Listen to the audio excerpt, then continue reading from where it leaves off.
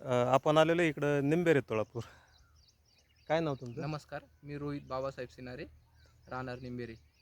तुम्हाला एक 4-5 वर्षापूर्वी विहिरीची जागा दिली ती. हो, त्याच्यावर आपली विहिरीची जागा परत दिली होती. भेट नाही झाली, पण काय परिस्थिती होती सांगा?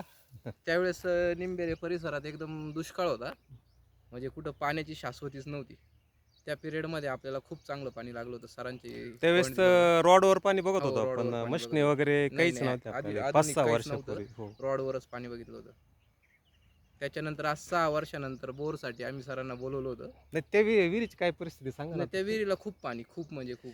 विषयच नाही म्हणजे. म्हणजे बरेच चांगलं दिवस पाणी लागलं होतं. चांगलं पाणी आहे. हां. कोरोनाच्या काळामध्ये ती विहीर घेतली होती. म्हणजे त्यावेळेस पण आपले रोडवर रिझल्ट चांगलेच हो, होते आणि हो, आज हो. तर सगळ्या मशिनरी आहेत आपल्याकडं.